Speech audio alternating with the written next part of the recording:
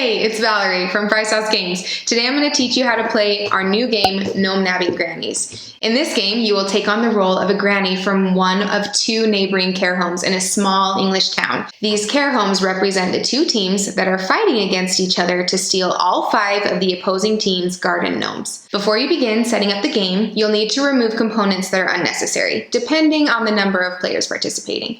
Take a moment and look at the chart and remove those items now. After removing these items, divide into 2 teams as evenly as possible. One of the coolest parts about this game is that it can play from 2 to 8 players, including odd number of players. So if you have 5 players, you would have 1 team of 2 and 1 team of 3. Each team is given a set of garden tiles along with their corresponding garden mat.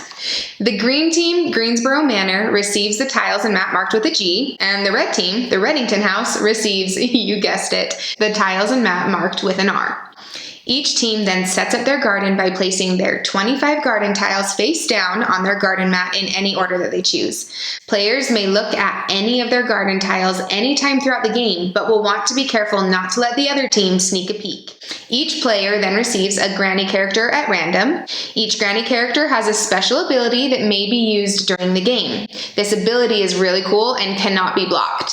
For abilities that have 2 uses, players will want to rotate their granny character a quarter turn each time they use its ability. This might leave their granny character upside down when their ability is all used up, but that's okay.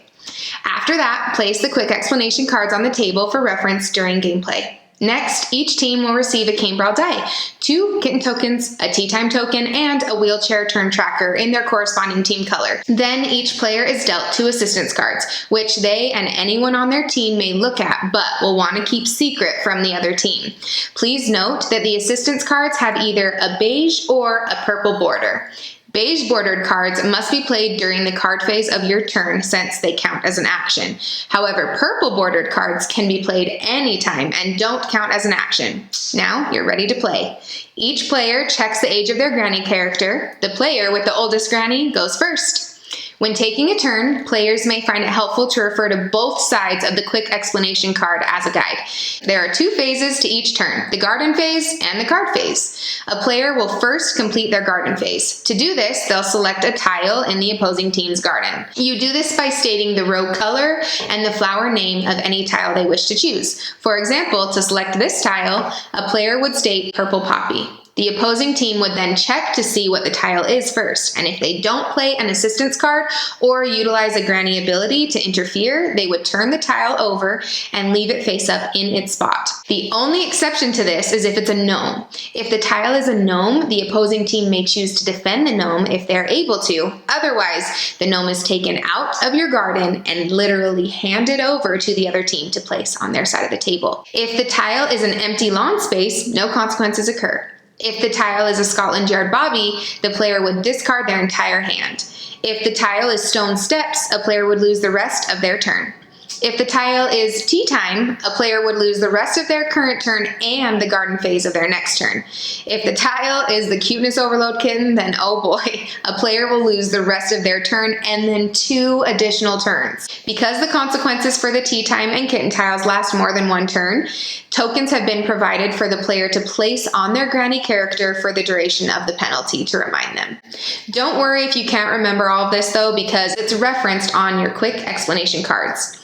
Once the garden phase is complete, the player moves on to the card phase of their turn. They may do up to 2 actions dealing with assistance cards. Card phase actions include drawing a card, playing a beige bordered card, taking a card from a teammate, giving a card to a teammate, or discarding any number of cards. Note that a player may do the same action twice if they choose. By the end of your card phase, you can't have more than the maximum number of cards allowed in your hand. But remember, this number will vary game by game depending on how many players are participating.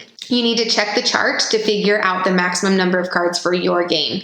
If necessary, a player must use their actions to make sure that they're in compliance with this number by the end of their turn. After a player finishes their card phase, their turn is complete and they then pass the wheelchair turn tracker to the person who will go next for their team. However, before that player takes a turn, the opposing team will take their turn. A team of players will rotate taking turns like this amongst themselves in the same order each time. During gameplay, if a more detailed explanation is needed, please refer to the components glossary where you can find way more information on every assistance card, granny character, and garden tile. The first team to steal all 5 of the opposing team's garden gnomes wins. Once a final and 5th gnome is collected by a team, the game ends immediately. If you want to see how to use the Cane Brawl card, one of our coolest cards in the deck, click here. There's also other videos in our channel that explain even more about the game. Thanks for watching.